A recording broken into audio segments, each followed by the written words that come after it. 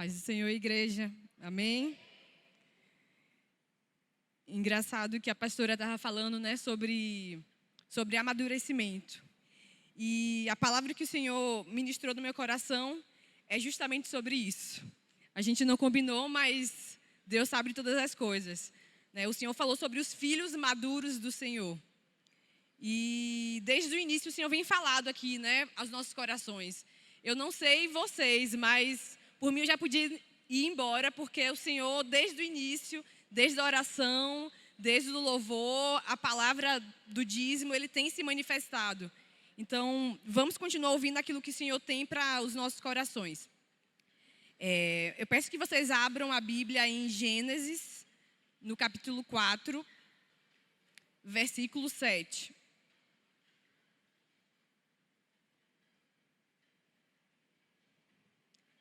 Gênesis, capítulo 4, versículo 7.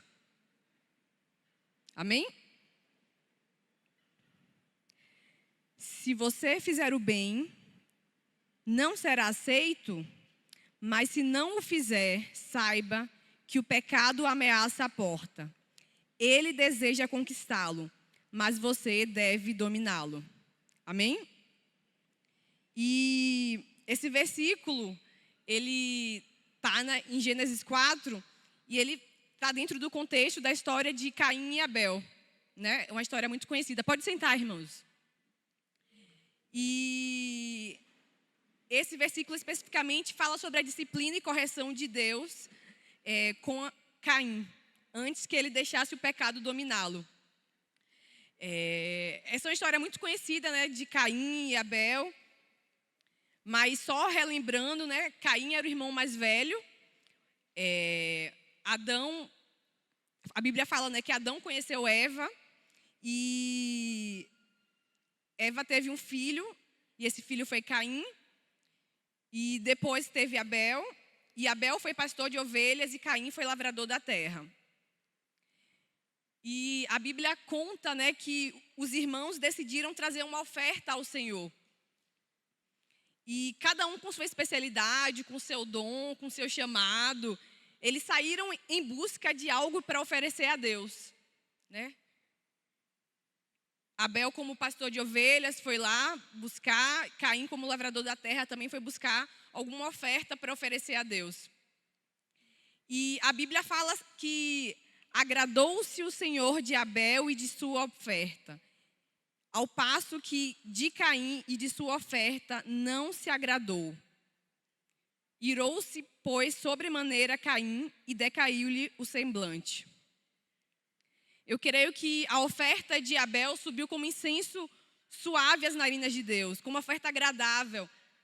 E Abel entendia que houve um relacionamento entre Deus e homem que foi quebrado, né? Os pais deles estavam, né, tiveram a oportunidade de estar no Jardim do Éden, de caminhar com Deus, né?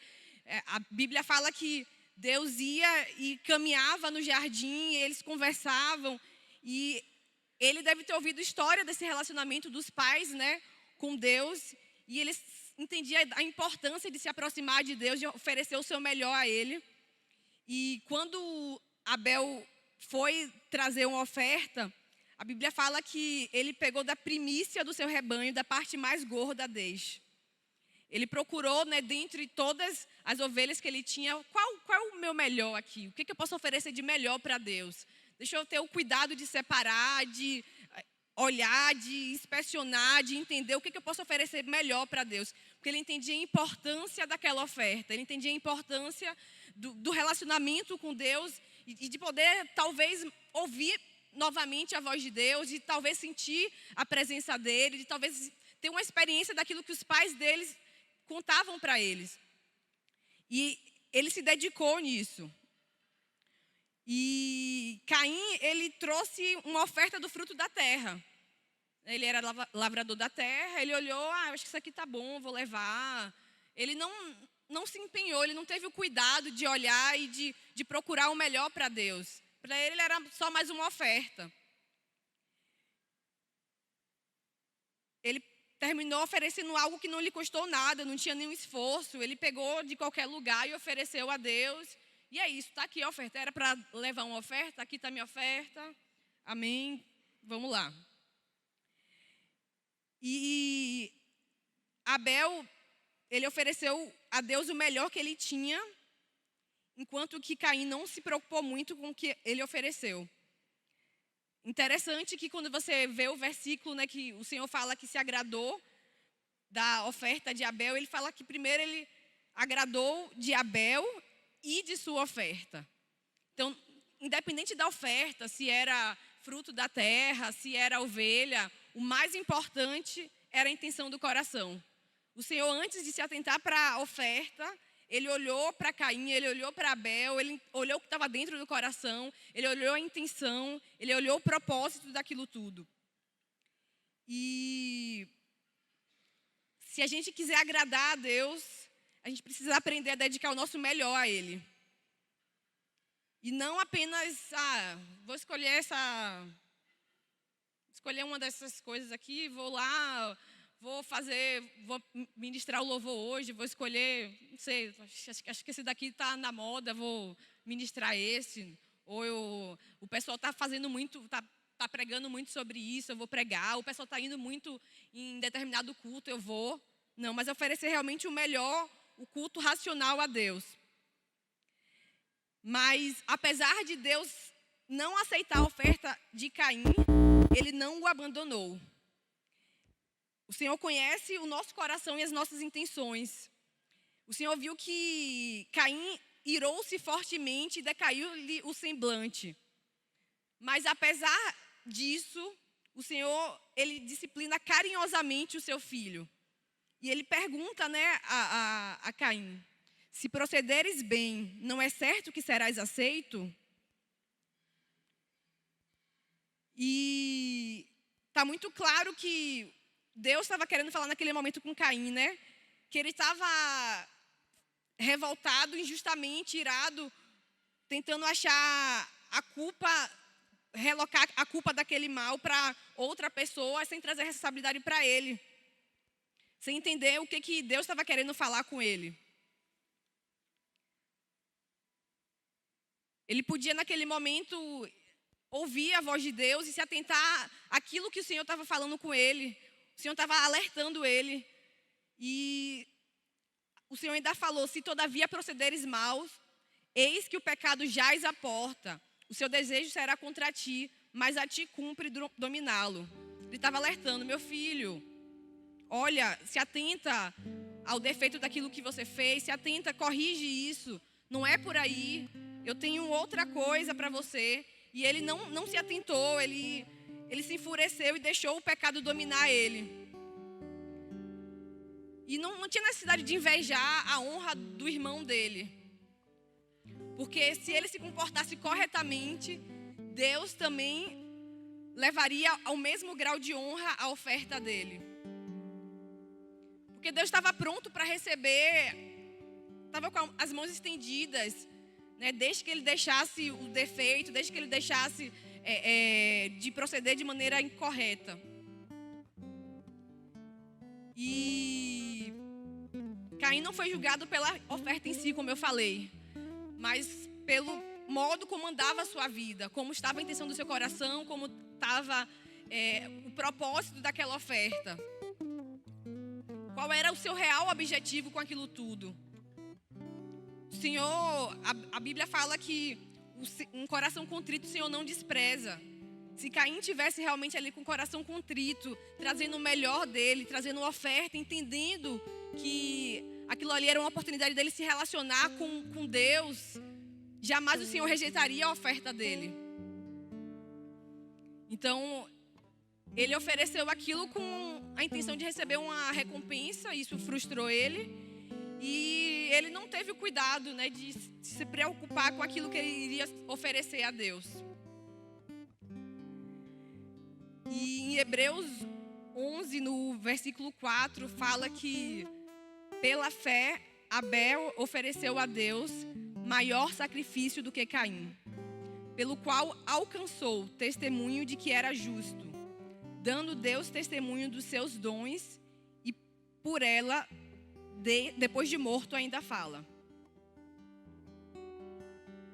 Abel, ele tinha fé em Deus e ele acreditava que o Senhor era o salvador da vida dele, que podia restaurar, que tinha esperança de poder ouvir novamente a voz de Deus, e aquilo movia o coração dele.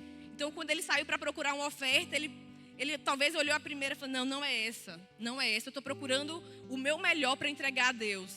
Ele queria ofertar realmente o coração dele, de maneira voluntária a Deus. Mas tudo isso causou a ira ao seu irmão. E o que o Senhor me chamou a atenção nisso tudo era que Caim era o irmão mais velho. Caim era o irmão mais experiente. É o irmão que veio primeiro, que talvez teve mais oportunidade de ouvir das histórias que os pais dele vivenciaram com Deus, que teve mais oportunidade de se relacionar com Deus, de fazer algo diferente, de buscar a presença de Deus. Mas ele se irou porque Deus não aceitou a oferta dele.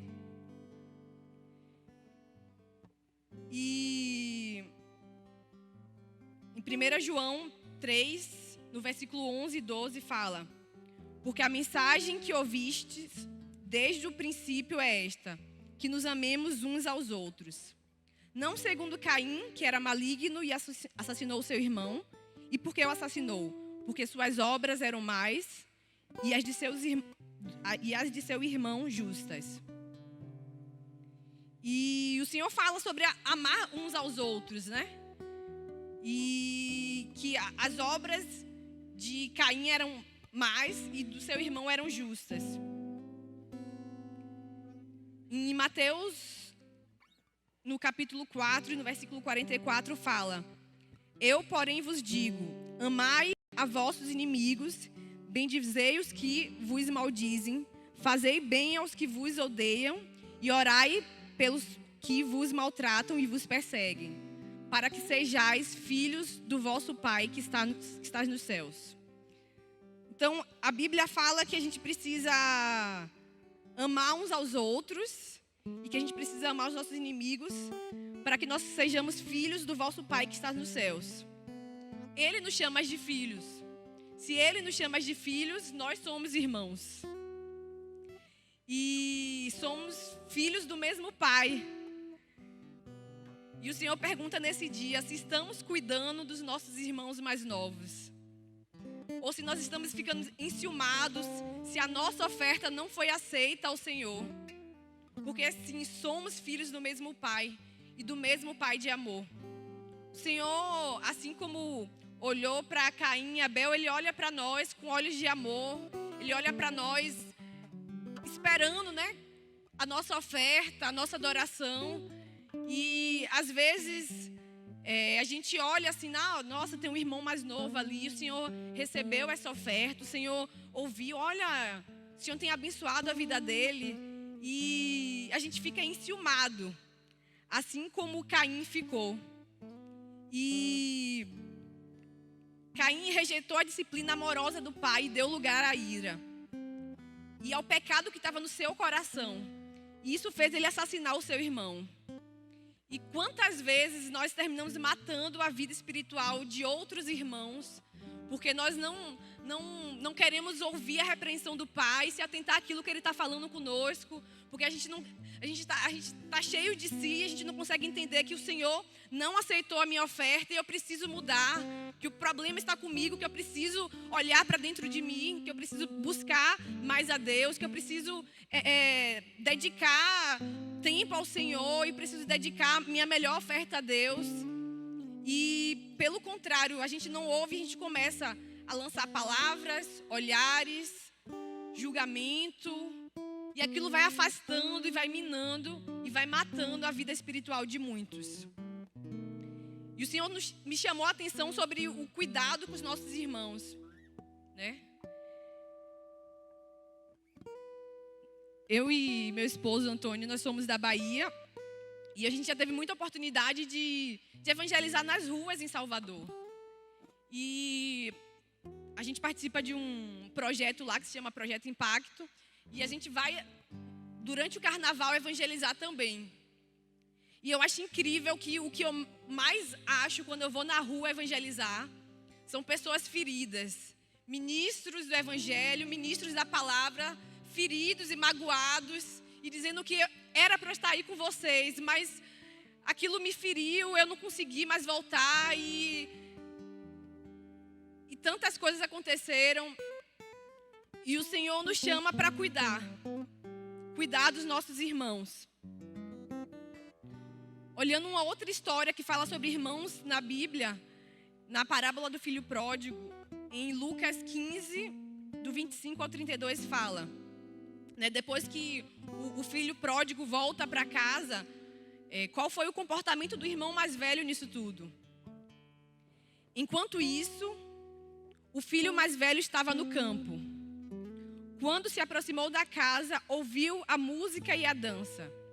Então chamou um dos servos e perguntou-lhe: o que está acontecendo? E este lhe respondeu: seu irmão voltou, e seu pai matou o novilho gordo, porque o recebeu de volta são e salvo. O filho mais velho encheu-se de ira e não quis entrar. Então o pai de amor, saiu e insistiu com ele. Mas ele respondeu ao seu pai: olha, todos esses anos tenho trabalhado como um escravo ao teu serviço e nunca desobedeci às tuas ordens. Mas tu nunca me deste nem um cabrito para eu festejar com os meus amigos. Mas quando volta para casa, este teu filho, que esbanjou os teus bens com as prostitutas, matas o novilho gordo para ele. Disse o pai: meu filho, você está sempre comigo e tudo que tenho é seu. Mas nós tínhamos que celebrar a volta deste seu irmão e alegrar-nos porque ele estava morto e voltou à vida. Estava perdido e foi achado. O mais velho, mais uma vez, não se alegrou com a salvação do filho mais novo. Ele não se alegrou pois o irmão estava morto e voltou à vida. Estava perdido e foi achado. Ele não entendeu nada. Ele estava ali aquele tempo todo, trabalhando, se esforçando, mas o coração dele não tinha entendido o propósito de tudo aquilo. Não tinha entendido o propósito do reino, o propósito de estarmos aqui. Ele estava ali se esforçando na força do braço dele, mas não entendeu que existia um plano maior. Ele não se conectou com o propósito de Deus. E o Senhor ministrou no meu coração que a gente precisa fazer a diferença. A gente precisa fazer a diferença na vida dos nossos irmãos. No livro de Jó, no capítulo 2, no versículo 11, fala, né, sobre o sofrimento de Jó, sobre tudo que Jó passou, quanto que Jó sofreu e qual foi a atitude dos amigos de Jó.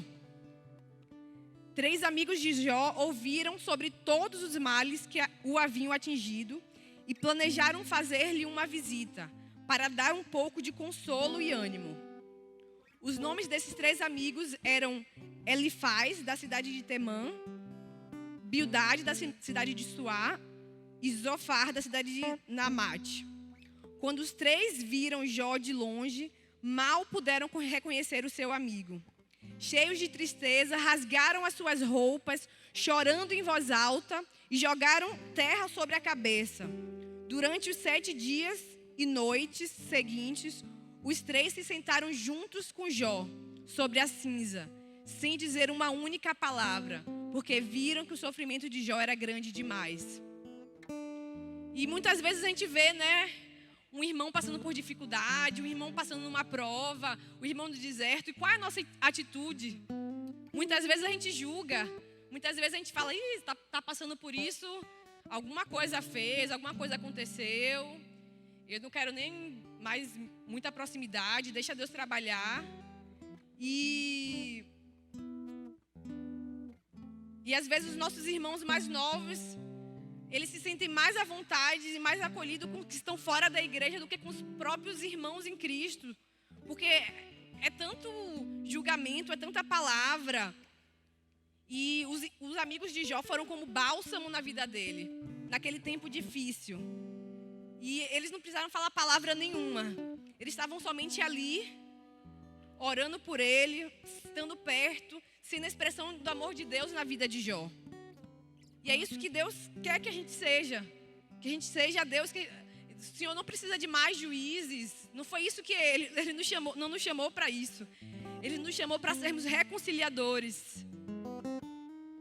E se você olhar, né, quando Jesus veio na terra, Ele esteve aqui e Ele não julgou. Ele escolheu sarar, Ele escolheu libertar, Ele escolheu transformar. E quem somos nós? Imagina se Deus tivesse julgado o leproso, a prostituta, o mercenário. Ele veio para trazer transformação. E aquele que estava com o coração disponível, Ele agiu, Ele curou, Ele transformou. Ele veio para os doentes. E você está escolhendo.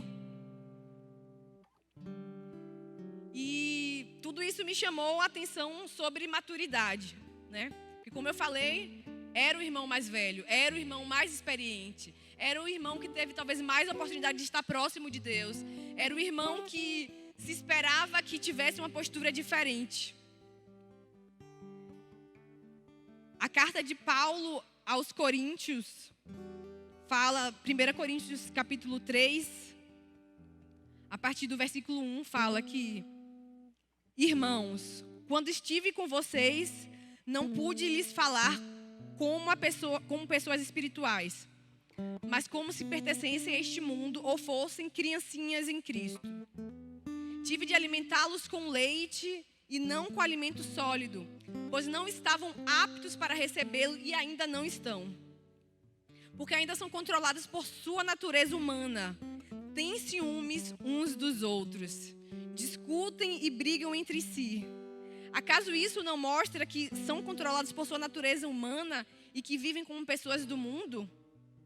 Quando um de vocês diz, eu sigo Paulo, e outro diz, eu sigo Apolo, não estão agindo exatamente como as pessoas do mundo?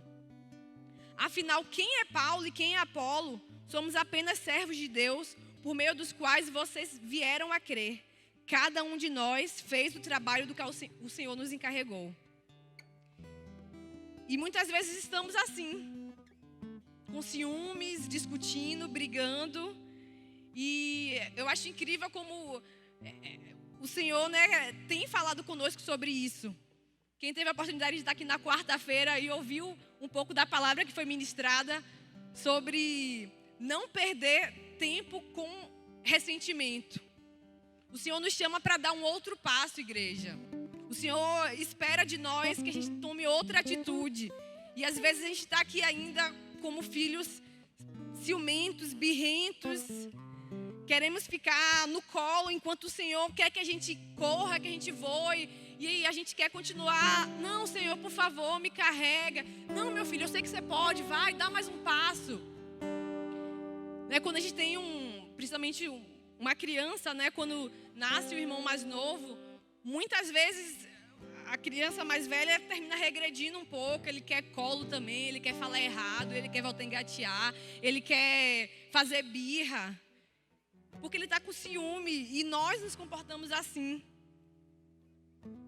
Nós queremos receber o mimo do irmão caçula ao invés de comida sólida. E o Senhor me chamou a atenção que nós não fomos salvos para ficar sentados no banco. É muito pouco diante da grandiosa sacrifício de Deus, de Jesus na cruz. É muito pouco diante de tudo que Ele fez. É muito pouco diante de tudo que Ele suportou por nós. Deus não está incendiando a igreja e movendo para a gente somente guardar na nossa mochila espiritual todas as experiências que a gente tem vivido, tudo aquilo que o Senhor tem falado conosco. Não, não é para isso.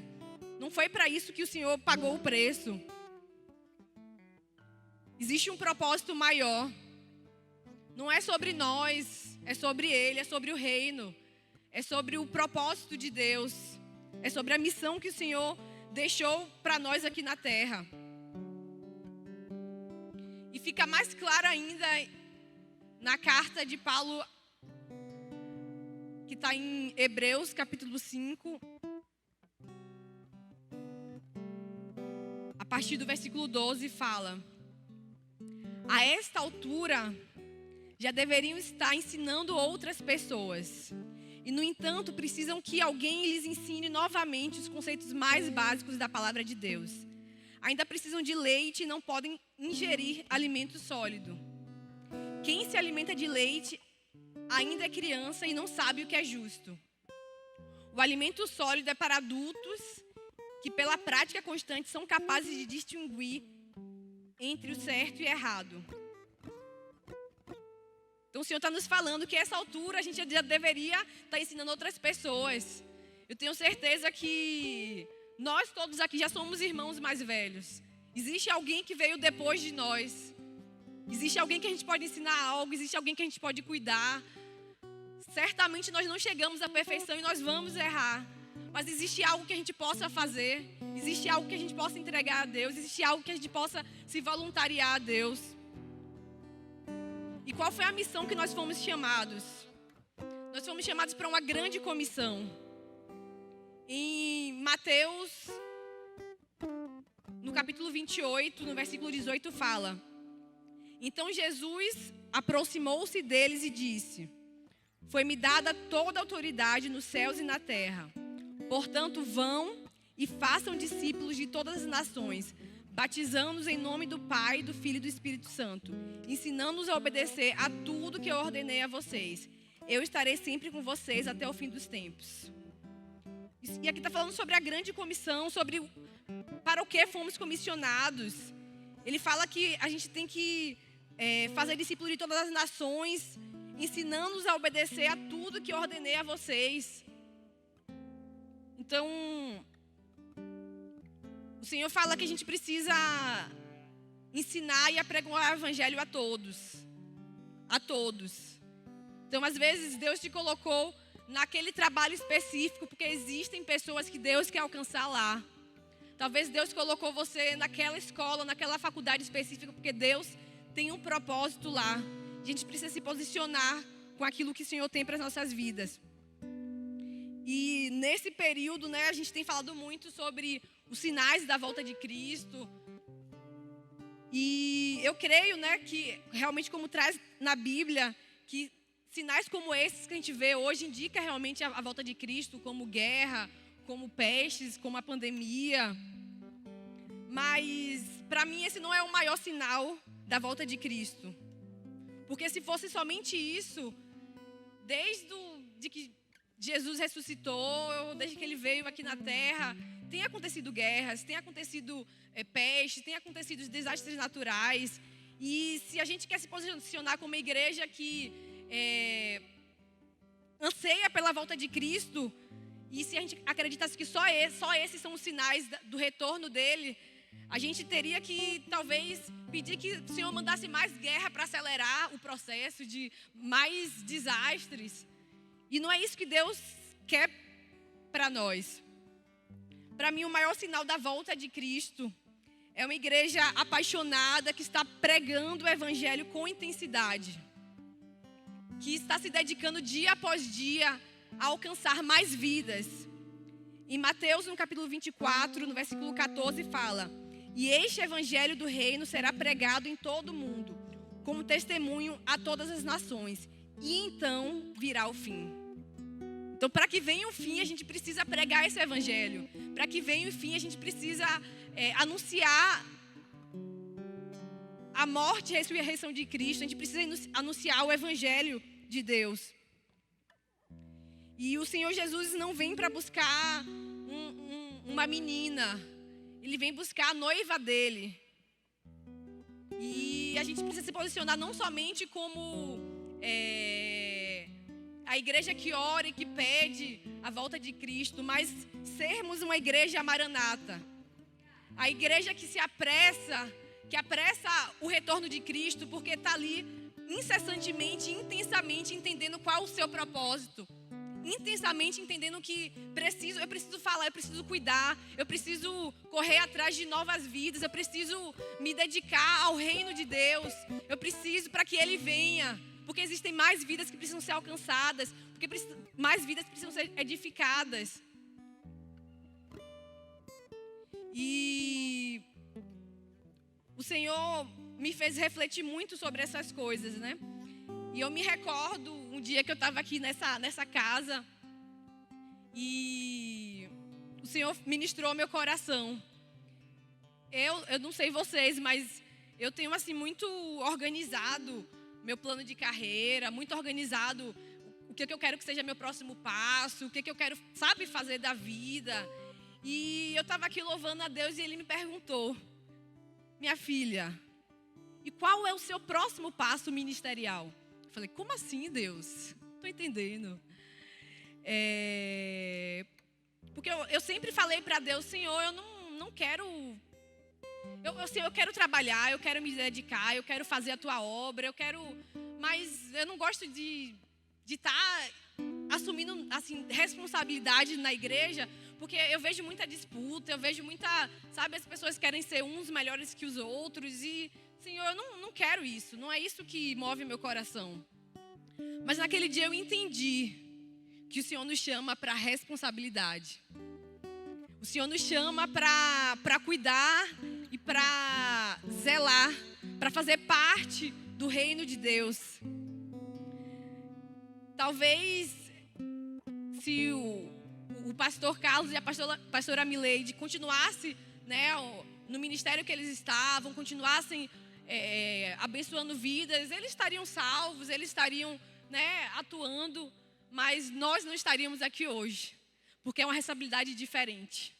E o Senhor nos chama para dar passos de responsabilidade diferente, para caminhar cada vez mais em direção ao propósito de Deus. E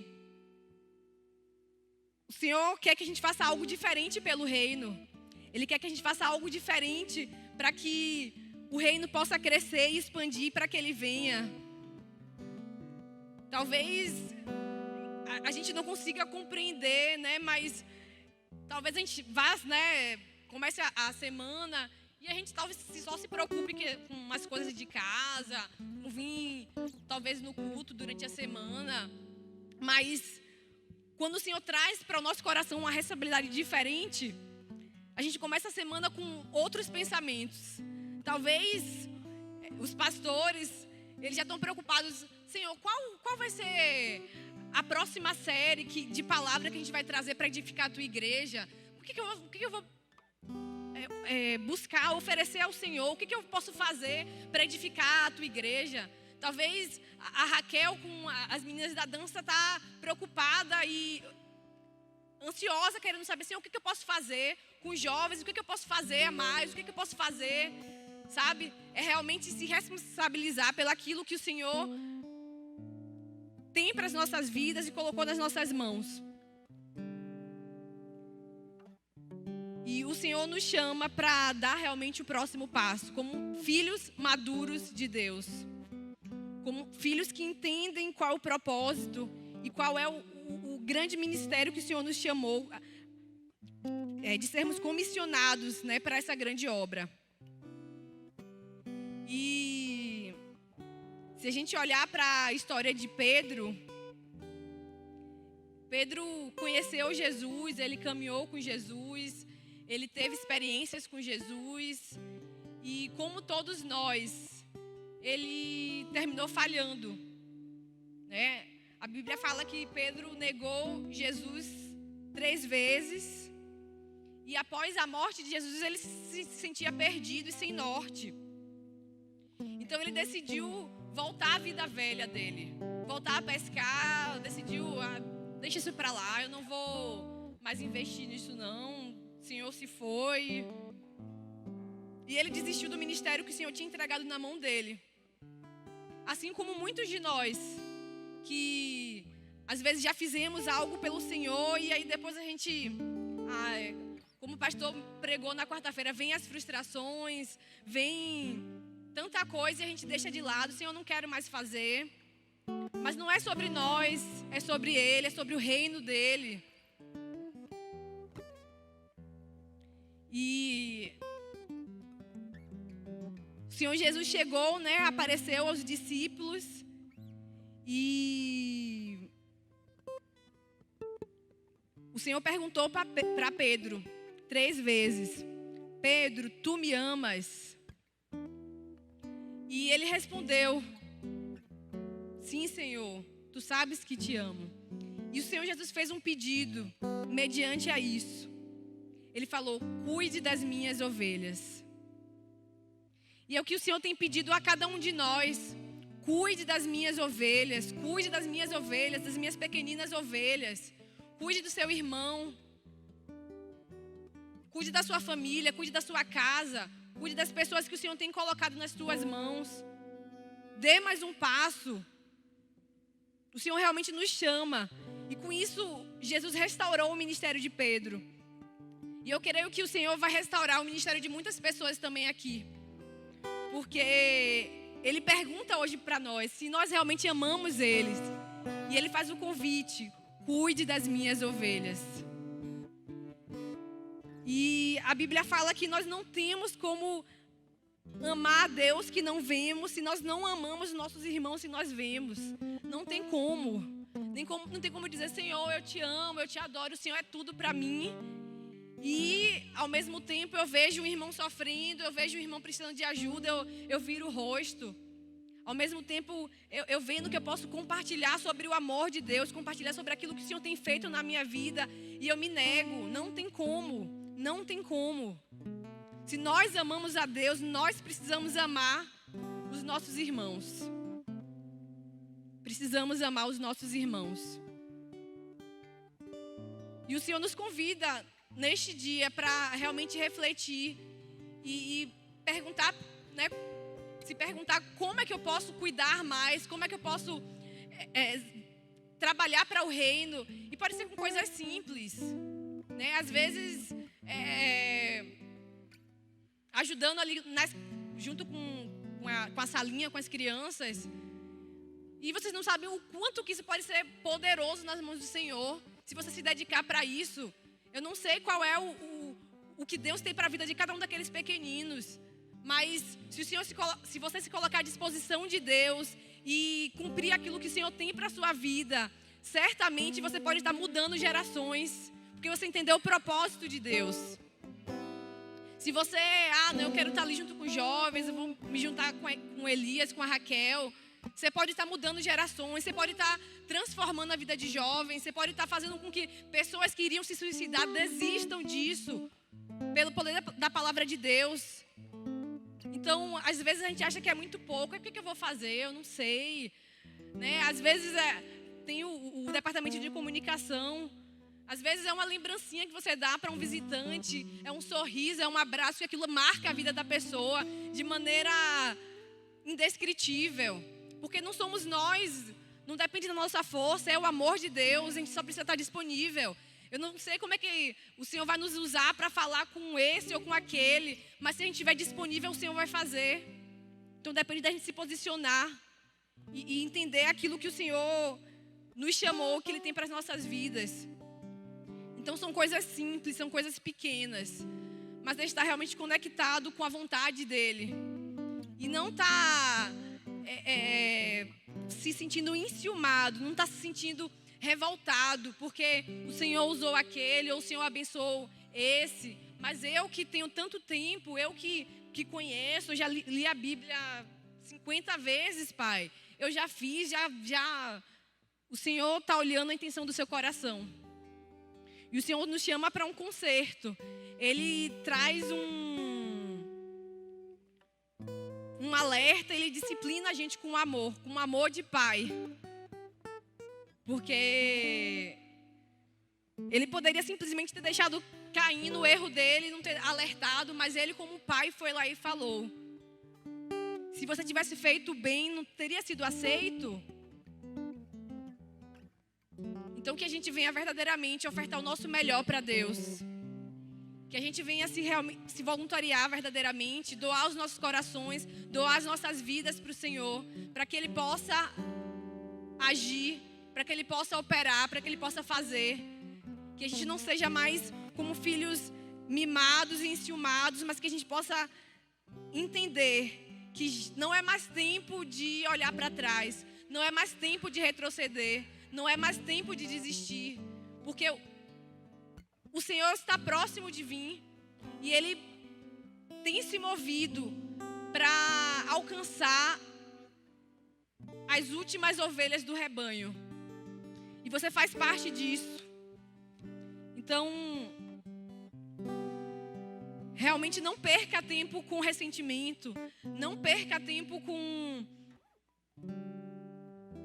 ciúmes, com briga, Ele é nosso Pai. Eu sei que às vezes podem vir frustrações, nós somos humanos, faz parte. Às vezes podem vir setas do maligno, e isso nos entristece, isso nos coloca para baixo, mas creia em Deus, creia no propósito, creia naquilo que o Senhor tem para as nossas vidas, e se entregue ao rio de águas vivas do Senhor, que pode sarar, pode transformar, pode libertar. Não viva mais no superficial, não fique mais no raso. O Senhor tem um novo tempo para as nossas vidas, o Senhor tem novas experiências para você, e depende de você realmente mergulhar nesse rio, depende de você verdadeiramente se entregar completamente, para você oferecer uma oferta agradável ao Senhor, e que Ele vai se agradar da sua oferta, do seu coração. Amém? Eu vou passar a palavra para o louvor. Eu peço que vocês fiquem de pé. Eu agradeço a oportunidade e que o Senhor continue falando conosco. Amém?